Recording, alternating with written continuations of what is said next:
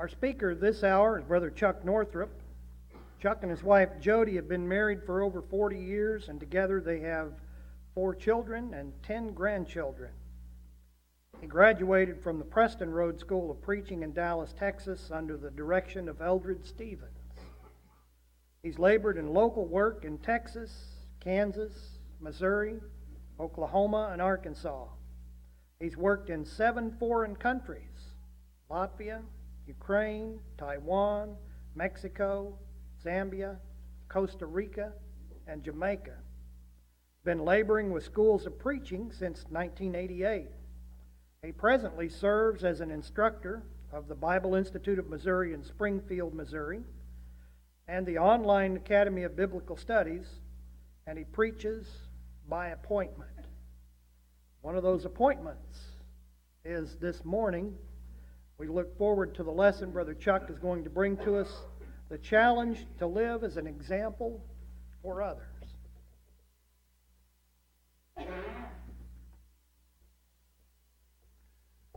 It is a great privilege to be with you and to be a part of this congregation for this week and to be a part of this assembly.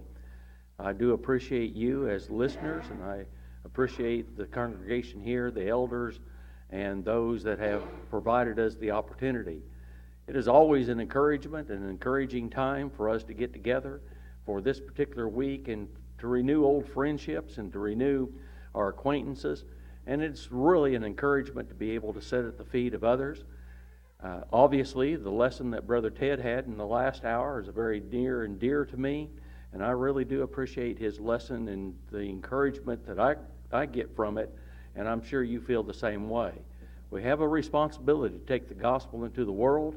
We try our best, and one of the most effective ways is to train others to do the same thing. And the work that they do is oftentimes a reflection upon the work that we do in our schools of preaching and in the various other schools that we teach in. And I've always found it interesting. I come up here and there's always multiple students that I've had in class or that I've taught in preaching schools, and it is always an encouragement to see their faithfulness. I think about Ukraine and going over to Ukraine year after year. We would go over, and there'd be some that, well, obviously would fall away, go off into the world, and go back into worldliness or whatever. But there are always a few who would remain faithful. Well, when I see others that I've had a part in their training, then I'm always encouraged to see their faithfulness. There are those that we have trained and that we have had a part in their training that have gone back into the world, but for the most part, they have remained faithful, and I appreciate those that do so. Now, this week, it seems like at a lectureship, we always have these little underlying themes that take place, and this one is old age.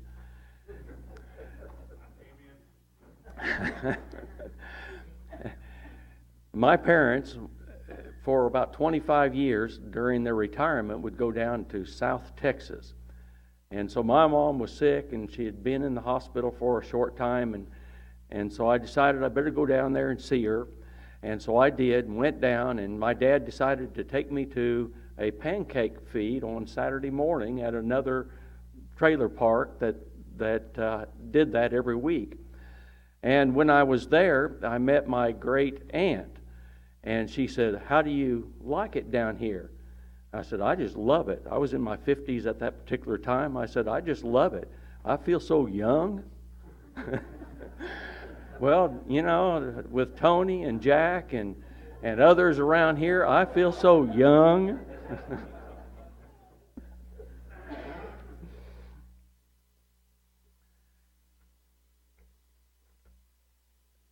In the past lectureships, during the last 2 or 3 years, we've been looking at different examples. We looked at a couple of years of examples from the Old Testament, and then we looked at a couple of years at examples from the New Testament. And one of the very common passages that different ones quoted is, "Be ye followers of me, even as I am of Christ." And that's found over in the book of 1 Corinthians, the 11th chapter and verse 1. And that's our topic for this morning. Be ye followers of me, even as I am of Christ.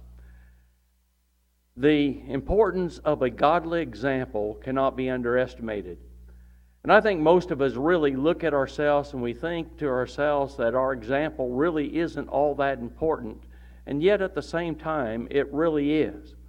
We, as individuals, teach in different ways. We teach by example and we teach by word.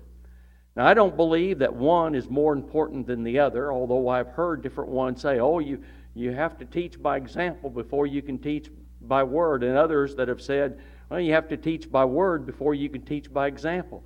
I think they're hand in hand. I believe they go hand in hand, and without one or the other, then it's not really teaching at all. I always think about, growing up, and I grew up in the Vietnam era, and the fellas would come back, and they would be wearing their blue jeans, literally blue jeans, and their white T-shirts, and right in their sleeve they'd roll up their cigarettes. And if you grew up in that era, you probably remember that, and maybe even some television things that would take place, and they did that. But I remember men that would say, you fellows ought not be smoking. And they'd have their cigarettes rolled up in their sleeve. You know what that meant to me? Their words spoke one thing and their actions spoke another. And I believe it illustrates the point that I'm trying to make. And that is, if you don't have a proper example and all you have is words, it's not real teaching. But the other is true too. If you have words but don't have a proper example, then it's not good teaching either. I also remember, and this must have been in the early 1960s. Now, I've asked my brother, who's a year younger than I, if he remembers this, and he said he did not remember it, but I must have been old enough to remember. But I remember when my dad, who, when I was very young, smoked a pipe and different things like that, but he asked us boys to come into his room, and he said, boys, I do not want you smoking. And he took his pipe and he put it in his dresser drawer, and I never saw him got it out again. That left a big impression upon me, and I know that, at least in part, that left a big enough impression that neither I nor my brother smoked, and have never smoked, at least in a ongoing way. Like all boys, we experimented with it, but we didn't stick with it. And so, and I'm not encouraging anyone to think that you can experiment with it. You ought not. It's not right. And so don't do it. But I don't do it either. And so my example then supports what I say. And we have to be careful with such things. We've got to make sure that the things that we say and the things that we are examples of, they match, going hand in hand. When I think about examples, I also think about the exhortation to not forsake the assembling of ourselves together, as the manner of some is, but exhorting one another, encouraging one another, and so much the more as you see the day approaching. Now, I realize that an example is more than just simply going to church. I know that. But notice what he wrote there, that the Hebrews writer wanted us to understand that we encourage one another by our attendance at the assembly. And most of us have been discouraged at times when we know somebody that ought to be there because they're in good health, they're in town, they're at home, and they ought to be there, and we see that they're not. And quite frankly, sometimes it's really discouraging because they miss for frivolous reasons. Now, I'm not talking about those that have actual reasons for not being there. I'm talking about those that just decided to stay home for whatever reason, and that's not important, or something that could be done later on, and they stayed home to do that during the assembly like it's an excuse to get out of it. Well, you see, that leaves an impact. And we encourage one another by the things that we teach, but we encourage one another also by our example. One of the most difficult challenges in life is the challenge to live a godly example. I don't know about you, I have to always remind myself, am I being the kind of person I ought to be? I have to remind myself, am I living according to the standard of God's Word? Am I being the example I ought to be? Well, in consideration of this challenge, we want to look at it in order that we might strengthen and encourage each other to live godly. Now, I'm going to go back to the passage, and I know some of you probably won't know what I'm talking about, but I'm going to try to explain it to you. The Bible uses a lot of parallelism. There are different kinds of parallelism. There are what we call thetical parallelism, where things are equal and they simply say the same thing in two different ways. We use it all the time. There's antithetical parallelism, where they're the opposite. I mean, the saved will be saved and the lost will be lost type attitude. But then there's also what we call synthetic parallelism. Well, that's what I'm going to use today, is synthetic parallelism. And that's where one statement builds upon another statement. And that's what we're going to do. We're going to look at be ye followers. Then the second point is be ye followers of me. You can see how it builds. And then be ye followers of me even as I am of Christ. So let's look then at the first statement. He said, be ye followers. Well, the word followers, and in some of the translations like the American Standard, New King James, uses the word imitators. It comes from a word that we get our word mimic. But it really doesn't mean the same thing as mimic. You know, when we use the idea of mimic, we usually use it with the idea of someone poking fun at someone else. You know, and I had a student, I was looking at this particular word, and they came up afterwards, and they were trying to argue with me a little bit. And so I thought, well, I'll just mimic him a little bit and see what he thinks about that. And about 2 or 3 minutes later, he says, okay, I get the point. Well, you know, we can mimic one another, and we understand that is. I think about the mime, and he's making the motions that we make, and you know, he's not doing it to, he's getting a laugh. And he does it in order to poke fun a little bit, and it's all right to poke fun at one another. By the way, John, not that John, the other John, well, they're right there beside each other, and it really goes back to Larry. And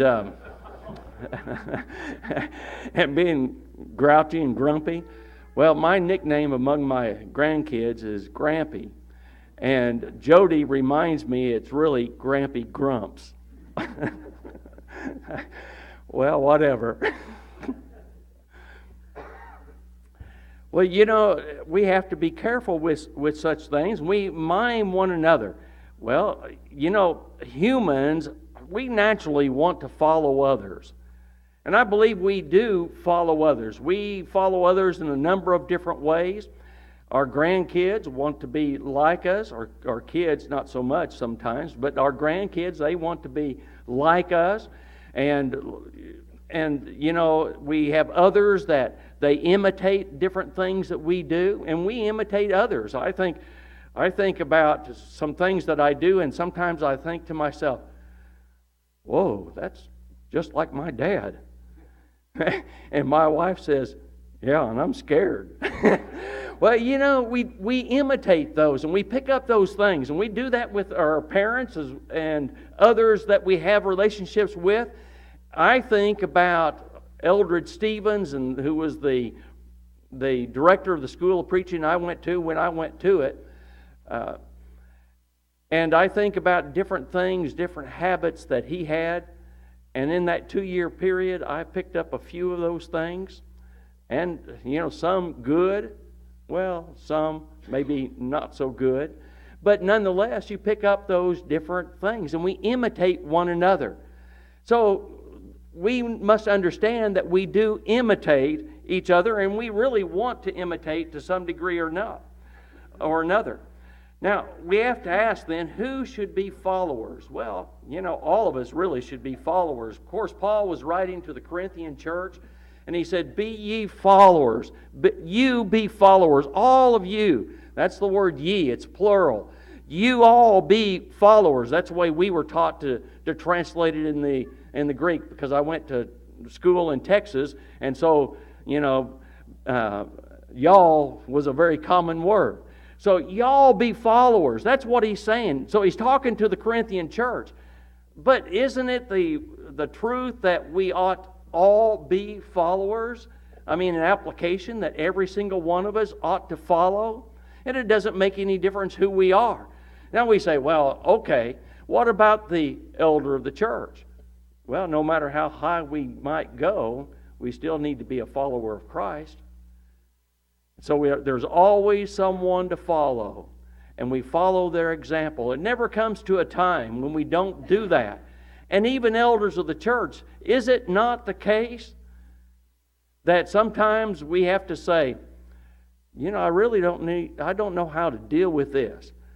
So let's talk to another eldership. Let's talk to some others that have been through this and learn how to deal with these matters. We're being followers, and we ought to be followers, and we need to imitate the wisdom that others have shown and have the wisdom to be able to imitate them.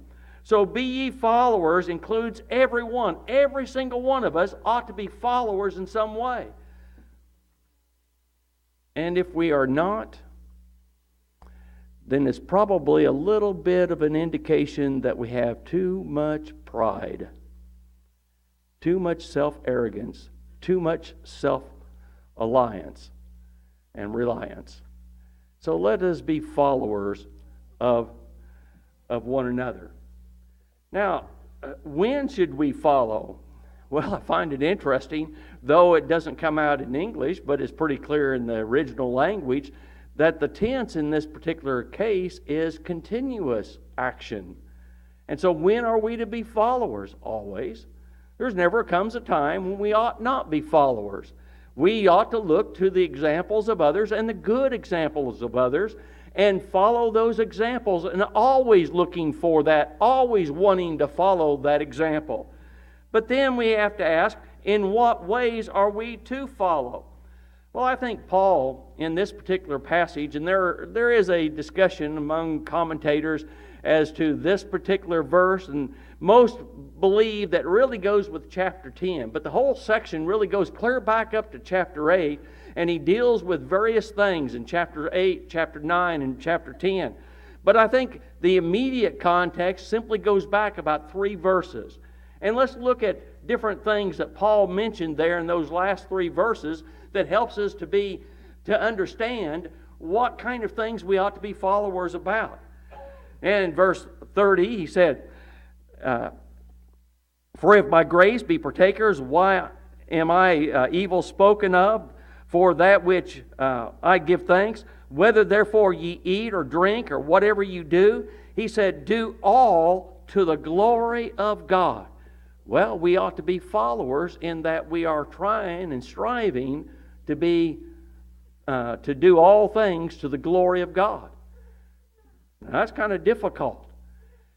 Well, but we must strive to do that, and we can be an example to one another in order to do all to the glory of God. So we look to the examples of older men and older women, and we see their example of the things that they do in order to do that. Maybe it's the benevolence that was talked about by Brother Randy earlier, and doing the quilts and encouraging one another by just simply benevolent acts like Dorcas and others like that. Well, we need to be followers in those ways. Or maybe it's the example of teaching one another, and we sit in on a Bible study and we learn how to teach someone else. Maybe it's the example of how to encourage one another. I'm always encouraged, and there are certain ones that stand out in my mind that every time I see them, I know that there's going to be some word of encouragement from them. And I appreciate them, and I want to imitate. Although it's completely against my personality, I'd rather just stand in the corner and see nobody. But I have to try to follow that. Do all to the glory of God. But then we have the example in the next verse, in verse 32. Give none offense, neither to the Jews, nor to the Gentiles, nor to the church of our God. Well, you see, we are to give none offense. Don't do those things that are going to cause someone to be offended. Don't do those things that might cause someone to stumble. Don't do those things. And we have to look at our lives and examine our lives and try to figure out what are those things that will encourage, what are those things that offend, and try to make the distinction within them. And then notice verse 33. Even as I please all men in all things, not seeking my own profit, but the profit of many, that they may be saved. Now I'm quite confident that he did not seek to please all men in absolutely in all things. Now why do I say that? Well, probably Paul was tempted in other ways that we've never even dreamed of. And I suppose that as you contact different individuals, that they want us to do things that we know that are contrary to the gospel. And so we can't do those. We can't do those things just simply because it might please them for us to drink a bottle of beer. Or it might please them for us to engage in some other activity or go into a bar or whatever it might be. That's not what he's talking about.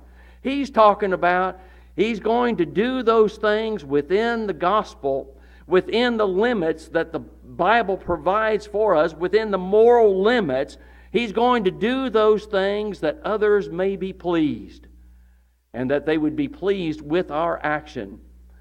I always think about sitting in a restaurant in Riga, Latvia, and we'd been there a number of different times, I and Robin Haley, and every day we'd go in there and we'd have lunch, and we'd have some dessert, usually some type of ice cream. And one day, and it was toward the end of our trip, and we'd use the same waiter almost every time, and he knew a little bit about us, and we ordered something we didn't really know what it was. And he said, well, this has liqueur. And we thought, well, it has liquid on it.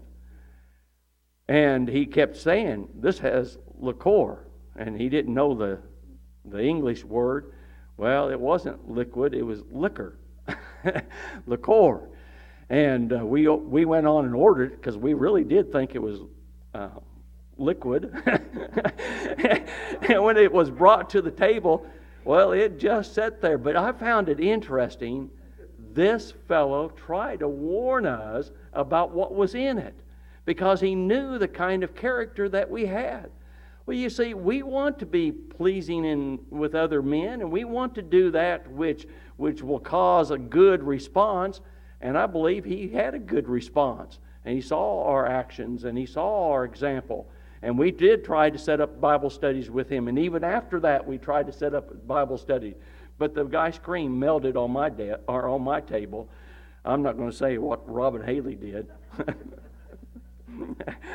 No, he ate the ice cream and left the other. So I will clarify. So neither of us had that. But nonetheless, you see, we need to be examples or we need to follow the examples of others in all these things. Well, then next Paul said, be ye followers of me. So we're going to take it a step further than that. Now, Paul used himself as an example, and it's amazing to me, some commentaries say, well, Paul's sure arrogant about this. Well, whatever, yeah. I don't know who said that, but whatever. I mean, it doesn't make any difference what they say. He's not trying to be arrogant. But I do believe that most of us should be able to say, if not all of us, be ye followers of me, even as I am of Christ. Be ye followers of me. And Paul set that as an example. Now, I think it's important for Paul to do that. I mean, after all, how did the Corinthian church get started? I mean, how was it planted? Well, Paul planted that congregation there. He planted that church. He was the one that planted it. He helped nourish that church. And, even when he was defending his apostleship, he said, basically, you ought to know that I'm an apostle. I was the one that passed on the miraculous gifts to you. And it was only by the laying on the apostles' hands that miraculous gift could be passed on. And he's saying to them, you ought to realize who I am because I planted this congregation here. And I helped with this congregation in the nourishment of the congregation. So they needed to be followers of Paul. And in many ways, they were followers of Paul, whether they realized it or not. But we ought to be able to say the same thing. All should be followers, which then means that, well, all should be examples too. I know that that's paradoxical, but there's a lot of paradoxical statements within the Scriptures that we are friends and yet we're servants. And Jesus pointed out that we're really not servants, but we are friends. But aren't we both? Well, yeah, of course we are. It's paradoxical. And there's other things similar to that. Well, so we can be both a follower and example. In fact, not only can we be, we ought to be both a follower and an example. And that's what Paul was. He was both of those. Well, as I said at the beginning, most of us really underestimate the example that we are. I'm reminded of Romans chapter 14, verses 7 and 8. In that particular passage, Paul wrote, "None of us liveth unto ourselves, and none of us dieth unto ourselves. For whether we live or whether we die, we are the Lord's." Well, the fact is, every single one of us are examples, whether we realize it or not. Nobody has an influence just upon themselves, and that's all. Every single one of us have an influence upon other people. No man dieth unto himself, and no man liveth unto himself, and no man dieth unto himself. We have an impact upon other people. We leave, quote, footprints in the sand, and others then follow our footprints wherever we go. And they look at us, and we ought to be the example that we ought to be. Well, it's not really a matter of if we leave an example. It's since we leave an example, we ought to be asking ourselves, what kind of example do we leave? If all of us are leaving an example, then some examples are good and some examples are not good. Well, in this lesson, we're really trying to encourage one another to leave a godly example, a good example. We're going to leave an example. And there's going to be someone, and having just dealt with this in the past few weeks, there's going to be someone that's in a funeral that's going to only speak good about someone else. And in fact, isn't that really the tradition? That we only speak good about them when sometimes there are really bad examples. I remember going to a funeral here in the Kansas City area, and this fellow was killed in a gun battle on the Kaw River in a drug war. And the fellow that preached the funeral sermon, well, he just talked good about the fellow. He was a druggie, he was a drug dealer, and he was killed in a drug fight. And yet, all he could talk about was good, and actually preached him into heaven. Well, what kind of example do we leave? Is that the kind of example that we leave? Is it an example that others can profit by, or is it an example that others are discouraged by? Well, going back to the idea of attendance. Is our attendance an encouragement to others? And I realize that I'm preaching to the choir, as the old saying goes, and there's probably not one of us that have come this day, in this particular hour, that doesn't attend properly. At least I suspect that might be the case. But, sometimes we need to remind one another about that very thing. What kind of example? But doesn't it go beyond simply meeting with the church? What kind of example do I set for others when we're getting together to do some evangelism? What kind of example do I set when we get together as the church to have a special Bible class or a gospel meeting or something of that nature? You see, we need to look at ourselves and examine ourselves. Could we say, like Paul said, "Be ye followers of me"? Well, I don't know that all of us could really say that. And so we have to make some honest evaluation about ourselves, whether we could say it or not. But then the last point is, be ye followers of me, even as I am of Christ. Paul's standard of an example was the example of Jesus. He strove to, and quite frankly did very well in doing this, he strove to be like Jesus. And we all hopefully do that. Now, this limits Paul's example to only how he followed Paul, or followed Christ. And what I mean by that is this, that when in those areas that he failed to follow Christ, basically he's saying, don't follow me. You quit following me in those areas. Only follow me in those areas where I follow Jesus. Now, I think that really brings up an interesting question here, or an interesting concept that we ought to consider in this. Paul's human example went really further than our Lord's example. What do I mean by that? And when you say it that way, somebody's going to say, well, now wait a second here, but just listen to what I have to say. Paul's human example really went further than Christ's example. And how is that? Because Christ was without sin. He didn't have to repent.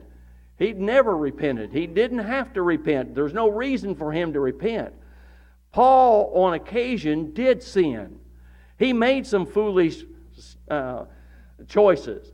And we don't have all those different things that he did, but we do know that, well, he said just a chapter or two chapters ahead, he said that he buffeted his body daily. Now, that doesn't mean that he went to a buffet and buffeted his body by eating on a buffet like we're going to do on tomorrow night, That's not what he's talking about. He's talking about struggling within himself and making the corrections that are necessary in order to fight the fight, in order to run the race. That's what he's dealing with in that particular passage. And by the way, Brother Larry, you can tell Brother Derek that I used an athletic illustration or a sports illustration. So go back to chapter 9. And let's look at chapter 9, the last few verses of the chapter. And that's verses 24 through 27. Now, went too far, sorry. Here we go. He said, know ye not that they which run in a race run all, but one receiveth the prize. So run that ye may obtain.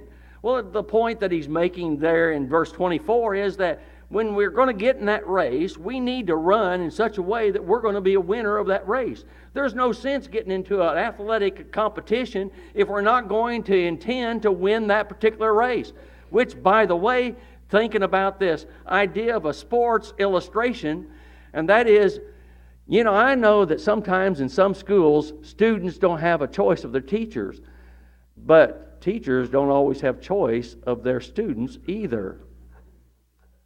Dudley. Dudley was a good student. I was glad to have him in class. He's been a good worker too. Appreciate him. Well, so we need to strive in order to win. And if we're not striving in order to win, we're not doing what we ought to be doing.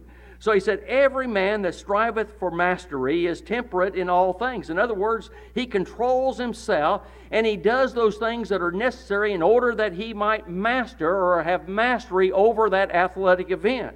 He says, now they do it to obtain a corruptible crown, but we an incorruptible. Now a corruptible crown is a crown of oak leaves or other type of leaves that they would give to the victor in the race or in the fight, whatever it might be. And they would give that crown and they would wove that crown together, but it was a victory crown. It's Stephanos in the Greek. And the word Stephanos means and has reference to that victory crown. They would oftentimes give it in a competition, but it showed victory.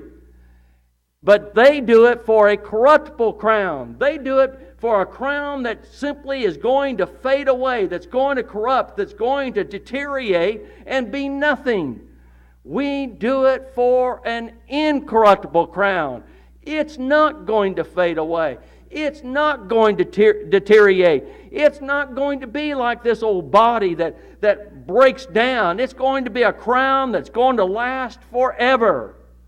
It's incorruptible, but it's a victory crown.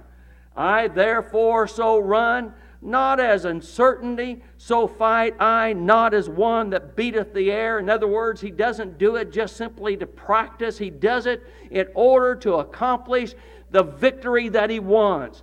He strives in such a way that he wants to have that victory, and he's going to do whatever is necessary in order to gain the victory. But I keep under my body and bring it into subjection, lest by any means, when I have preached to others, I myself should be a castaway. He brings his body into subjection. He brings himself into subjection in order to gain that incorruptible crown. Paul was an example of a man that, yes, he veered to one way or veered to the other because he's human. He veered one way or the other, but he knew how to repent and get back on course. And we can follow his example in that way. He gained the victorious crown. Humans are imitative beings. Sportsmen imitate their favorite sports character. We've all, when we were kids, pretended to be, well, for me, it was Joe Namath or somebody like that. Although I was never coordinated enough to be him, but nonetheless, I remember pretending to be someone that I wasn't. We imitated sports characters. Children imitate parents. Students imitate their teachers. Citizens imitate their national leaders. That's something to think about. And interestingly, members of the church imitate their preachers. You ever think about that, preachers? Pretty serious-minded stuff, isn't it? Sober thinking. But more importantly than all of that, Christians imitate Christ. Be ye followers of me, even as I am of Christ. Paul strove to do that, and we ought to do the same. And we ought to be able to look at our own lives and examine our own lives. And all of us ought to be able to ask honestly and evaluate honestly, could I say that to others? I hope that you can. But if you can't, be a follower of Paul and change your way. Bring your body back into subjection and be the leader, the example that you ought to be. Thank you.